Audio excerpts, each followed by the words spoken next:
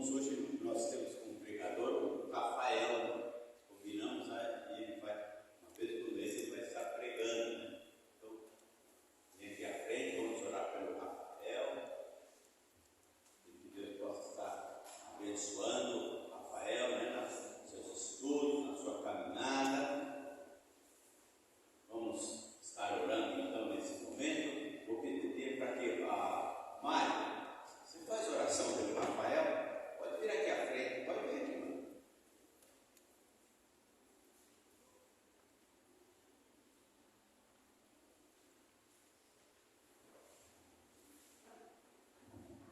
Santo Deus, querido Senhor, falar contigo agora, Senhor, para que tu, Senhor, unja, Senhor, seminarista Rafael, Senhor, nesta hora, vai trazer a tua mensagem, Senhor.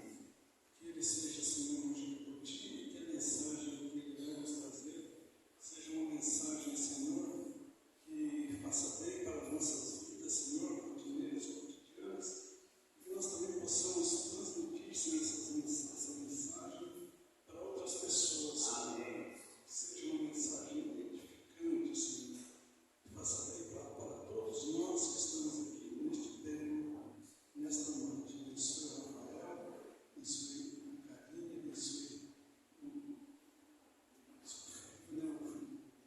o Leninho, abençoe esta família, Senhor. Tem sido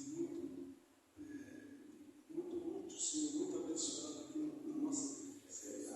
Obrigado pela palavra que nós pedimos para ti, agradecidos, no nome precioso do Senhor Jesus. Amém.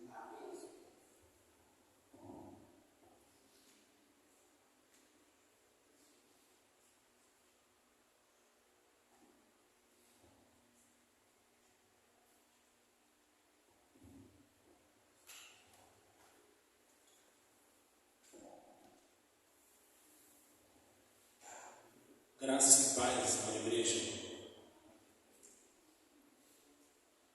Uma grande alegria estar aqui com vocês essa noite para compartilhar a palavra do Senhor. A palavra de hoje ela está na segunda carta de Pedro, irmãos, capítulo 1, versos 3 ao verso 11. Segunda carta de Pedro, capítulo 1, do verso 3 até o verso 11.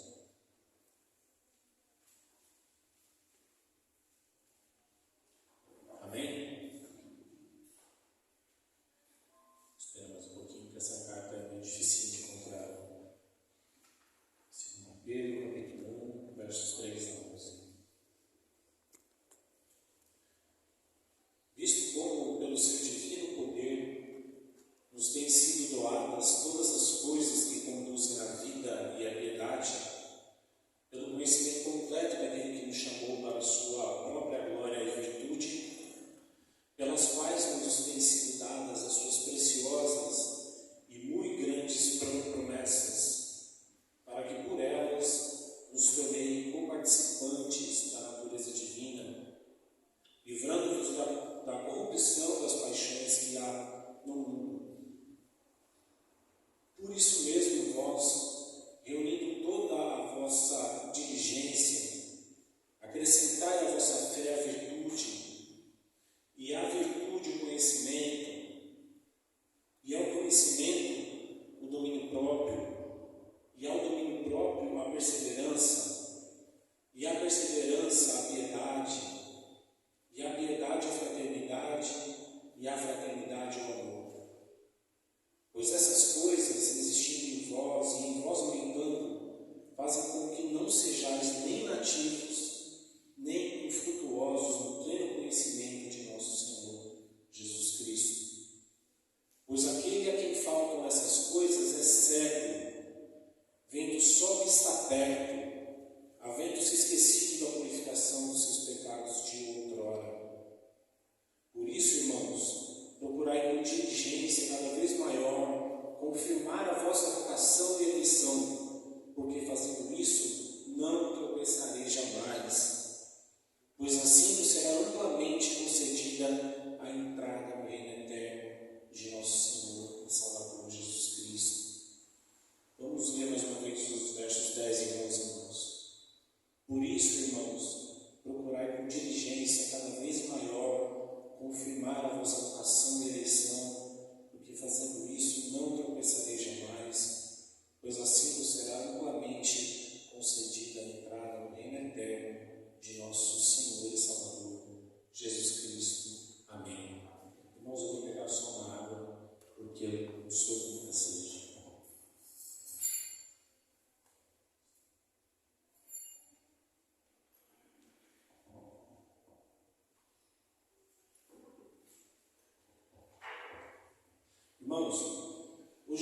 ouvimos a palavra do Senhor numa carta que muitas vezes passa despercebida por nós.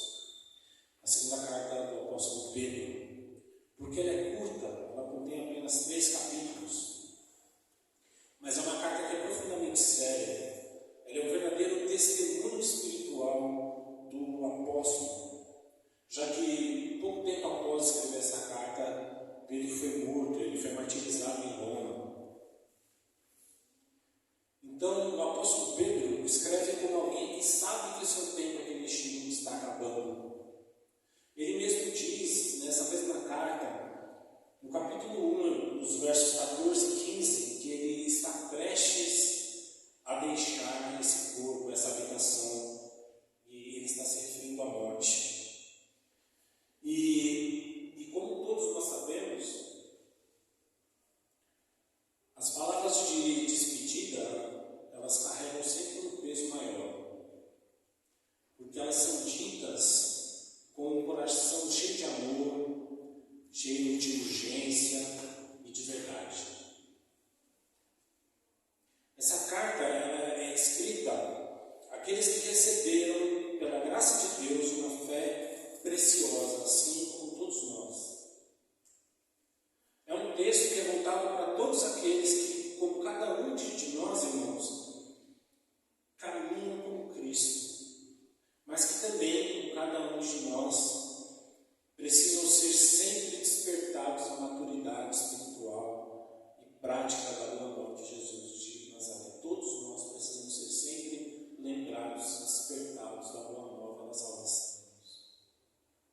Precisamos ser lembrados do que importa em nossa jornada de fé. Precisamos ser fortalecidos na esperança e exortados a viver uma fé que cresce e frutifica diariamente. A passagem que meditaremos hoje, ela pode ser imaginada como uma escalada espiritual. O amor de Deus presente na nossa vida de grau em grau, de degrau em degrau. Ela necessariamente começa com a ação de Deus, passa pela nossa livre resposta e culmina com a nossa entrada no reino eterno, na morada eterna que o Senhor está preparando para cada um de nós, amém?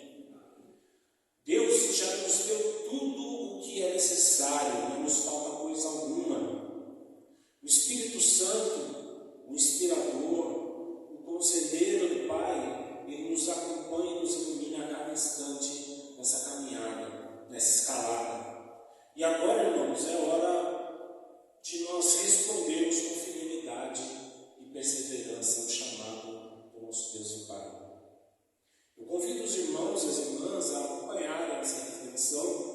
Eu vou fazê-la verso por verso e o que o Espírito Santo ele quer nos dizer, quer nos ensinar nessa noite. Pedro inicia esse texto com uma afirmação bem verdadeira e concisa. No verso 3, visto como, pelo seu divino poder, nos têm sido doadas todas as coisas que conduzem à vida e à piedade. Pelo seu divino poder, nos têm sido doadas todas as coisas. Notem que essa frase, irmãos, expressa um traço muito importante da ação de Deus nas nossas vidas. Deus agiu no passado em nosso favor, continua agindo no presente e agirá no futuro. Somos plenamente alimentados pelo Senhor. É isso que o verso 3 dele está nos falando. Nenhuma benfeitoria que nós façamos passa por méritos próprios, irmãos. Por esforço individual, como as ideologias de nossos dias insistem em impor nas nossas cabeças. A vida cristã, ela sempre começa com a graça. Isso é maravilhoso, porque nós somos conduzidos passo a passo por nosso Deus e Pai de Jesus Cristo. Ele nos concede, irmãos, por seu poder, tudo o que precisamos para viver de modo santo, íntegro, fraterno e justo. Agora, o Espírito Santo me chamou a atenção para a palavra piedade.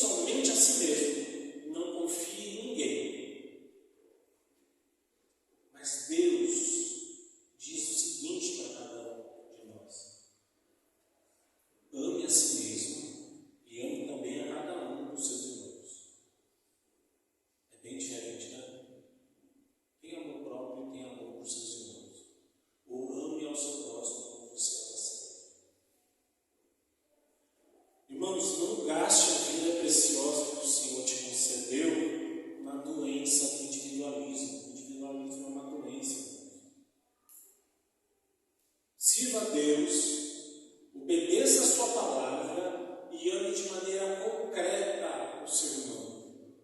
Só assim nós alinharemos o nosso coração ao coração do Pai. Só assim nós viveremos de maneira piedosa.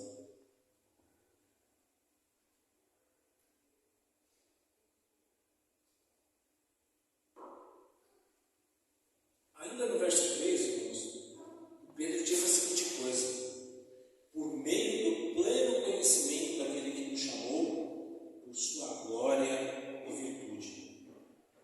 Esse pleno conhecimento de Jesus significa conhecer a Cristo de forma profunda, transformadora e íntima. Não se trata de forma alguma de decorar doutrinas ou de decorar versículos bíblicos, mas se trata de andar na companhia de Cristo. Se trata de ouvir a sua voz, se trata de se deixar ser moldado pela presença de Deus e pelos seus exemplos de vida, que são abundantes nos 4 evangelhos que nos foram transmitidos ao longo de mais de 2000 anos de cristianismo. E esse evangelho foi transmitido à custa de sangue de martirizados como Pedro e Paulo. Isso é muito sério. Pedro e Paulo eram homens tão apaixonados, amigos do Senhor, que entregaram a sua vida de bom grado para que cada um de nós pudéssemos ter a oportunidade de ouvir essas palavras de amor e de esperança. O crescimento espiritual, então, irmãos, começa com o conhecimento íntimo de Jesus Cristo. Amém? Verso 4. Pelas quais nos têm sido dadas as suas preciosas e muito grandes promessas. Quais seriam essas promessas? A vida eterna, a vitória sobre o pecado, a presença constante do Espírito Santo. E para que essas promessas elas nos foram dadas, irmãos? No final do verso 4. Para que por elas vos torneis co-participantes da natureza divina, livrando-vos da corrupção das paixões que há no mundo. Essa frase é muito séria. As promessas que Deus nos dá são para que por elas vos torneis co-participantes da natureza divina, livrando-vos das corrupções das paixões que há no mundo. Irmãos, isso é maravilhoso. Deus não apenas nos retira do pecado, Ele faz muito mais do que nos erguer do lamaçal. Ele nos transforma inteiramente. Ele nos faz participantes de sua natureza. Isso significa, irmãos, sermos moldados à imagem de Cristo, vivendo em santidade, em comunhão com o Pai e com cada um dos muitos irmãos que Ele nos deu, e também sendo libertos da corrupção que domina e escraviza esse mundo que nós vivemos. Isso é maravilhoso. Agora, irmãos, o que move essa corrupção que corrói o nosso mundo?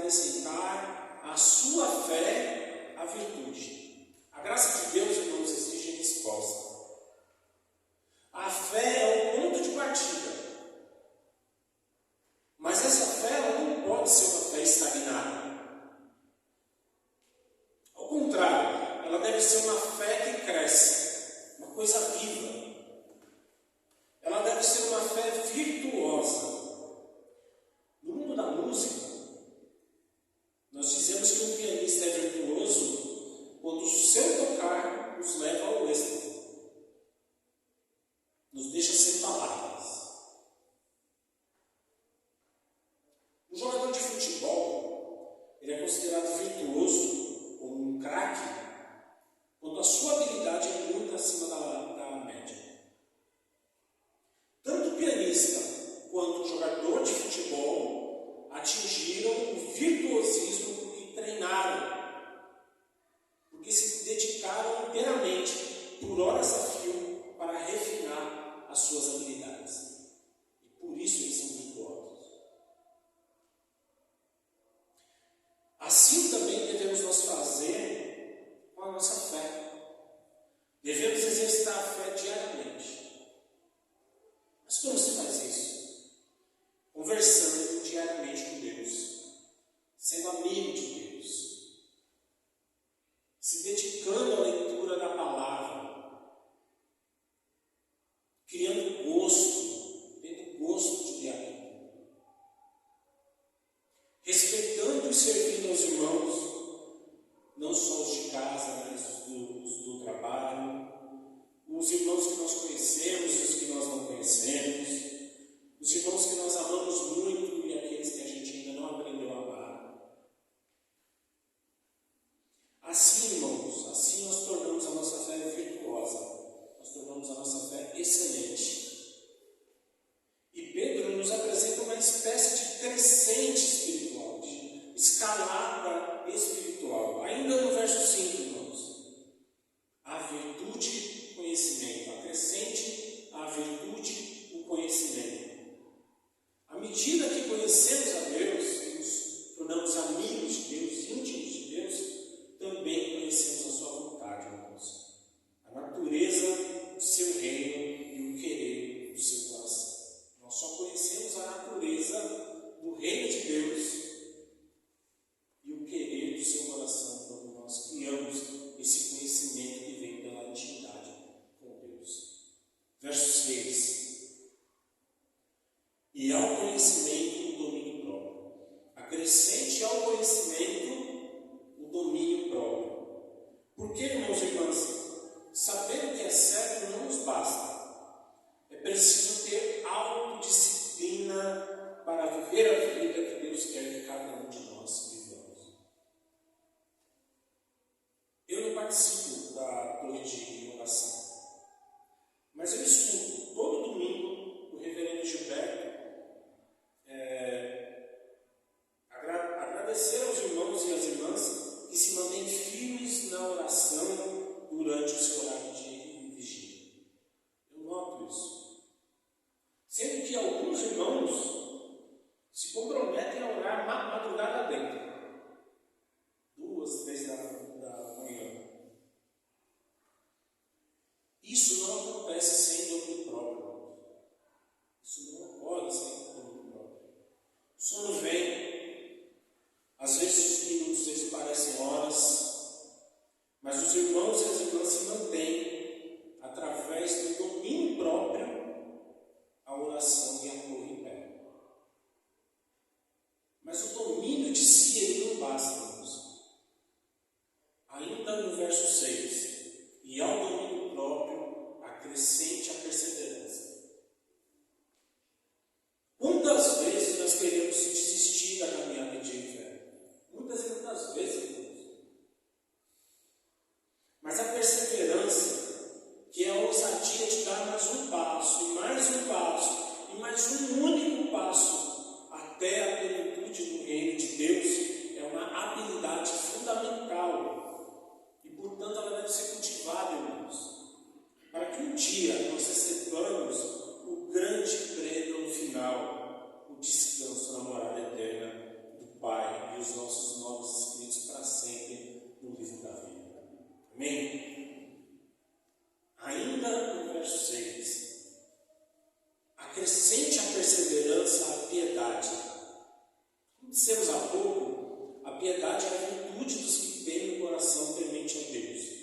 É a virtude dos que vivem em reverência diante dele. Mas também, irmãos, é a virtude de cultivar uma fé prática, que vai ao encontro do irmão que precisa de ajuda, de carinho, de companhia e de compreensão. A perseverança é preciso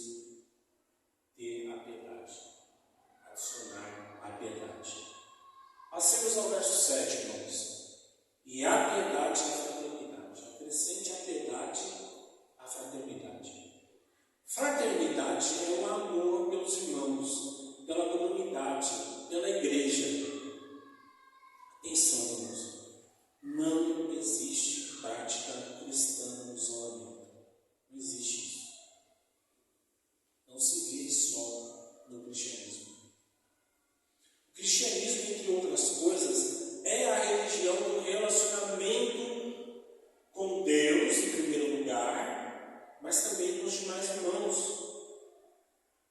No relato da criação, Deus cria Adão, mas ele se sente só. No meio daquele jardim lindo, caminhando com Deus no final da tarde, todos os dias, mas ele se sente só. O livro de Gênesis, ele nos diz que o Senhor Deus percebeu a necessidade que Adão tinha de companhia. E ele disse a seguinte coisa: não é bom para o homem ficar sozinho. Gênesis capítulo 2, verso 18. Não é bom para o homem ficar sozinho. Deus não nos fez para o isolamento, mas para o convívio. Todos nós aqui, graças a Deus, somos sobreviventes à pandemia. E todos nós partilhamos do medo do contágio, mas também da solidão do isolamento imposto pelas autoridades. São dois sofrimentos: o medo de ficar doente e o medo de ficar só. Portanto, irmãos e irmãs, a nossa fé deve ser necessariamente fraterna. Ela deve ser compartilhada em comunidade, em sociedade. Amém?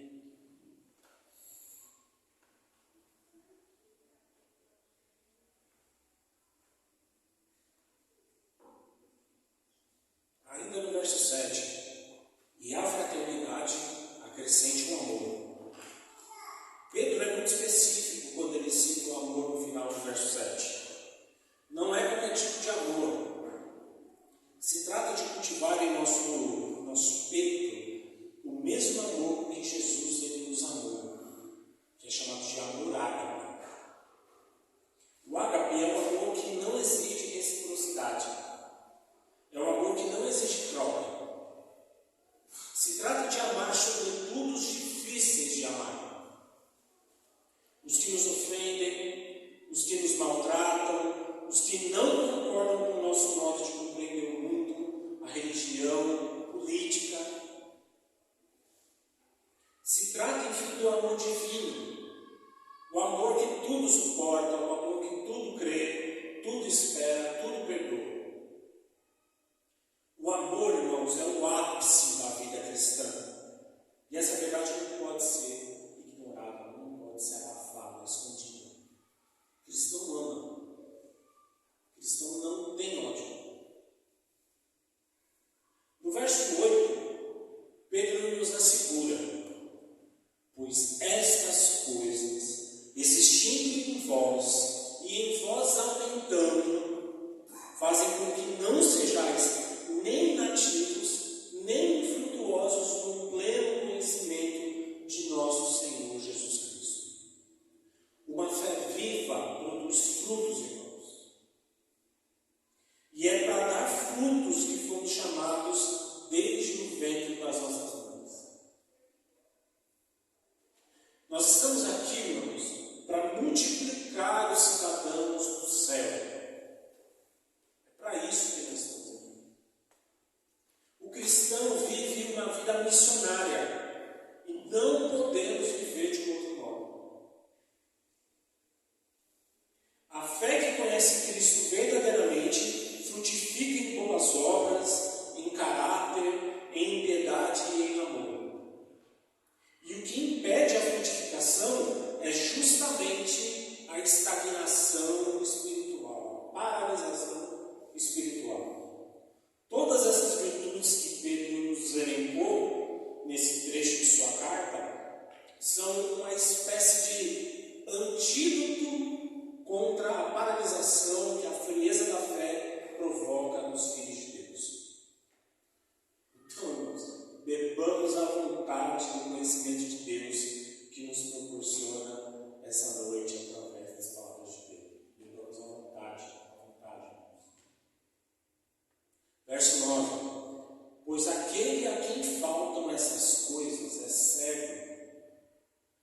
o sol que está perto, havendo-se esquecido da purificação dos seus pecados de outrora.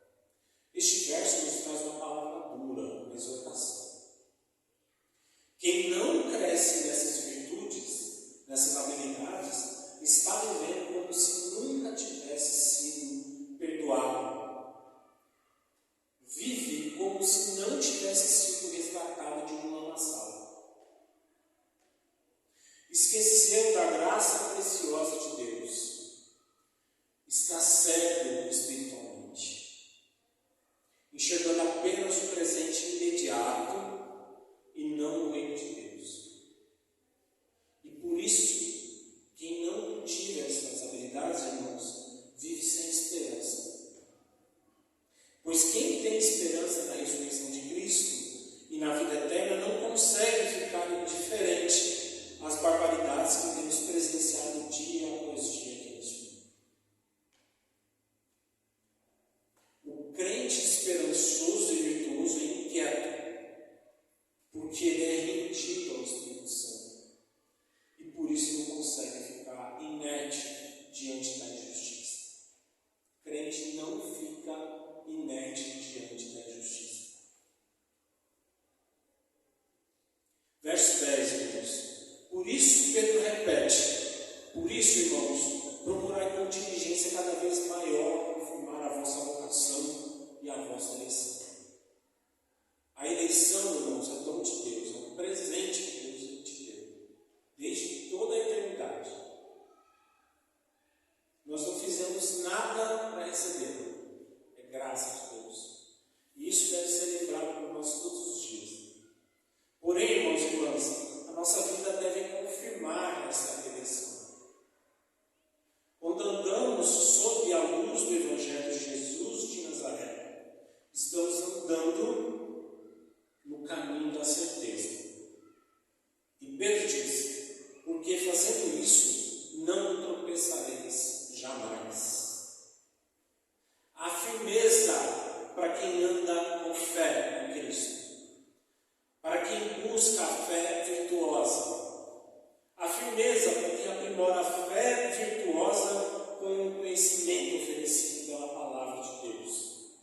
A firmeza para quem não se deixa levar pelas paixões do mundo e exercita diariamente o autodomínio e a perseverança. A segurança para os que vivem com piedade e com respeito a Deus. A força para quem busca a fraternidade, a companhia dos irmãos. E acima de tudo, irmãos, a paz para quem busca amar sem exigir nada em troca. Sem exigir nenhum tipo de recompensa. A paz.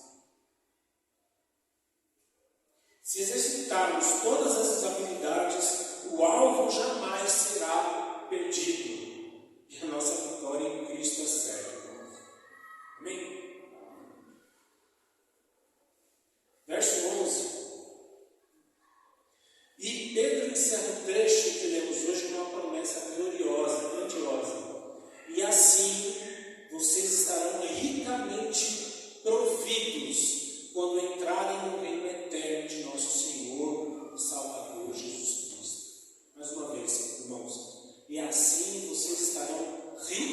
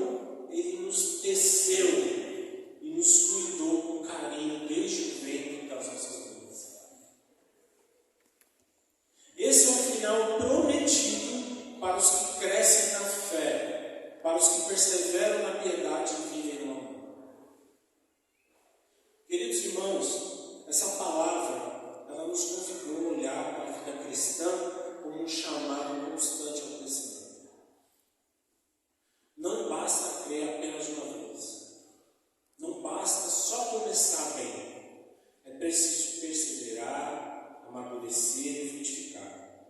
Deus já nos deu tudo o que é necessário. Ele nos chama, Ele nos equipa, Ele nos dá as promessas. Mas cabe a nós, a cada um de nós, responder com esforço, com cuidado, com amor. A vida cristã, irmãos, mais uma vez, não é paralisação, é movimento, é crescimento. Por isso, é necessário que cada um de nós nos examinemos todos os dias diante do Senhor. Como está a nossa fé? Como está a sua fé, irmão? Ela tem crescido? Ela tem gerado frutos? A virtude na sua fé? A domínio próprio?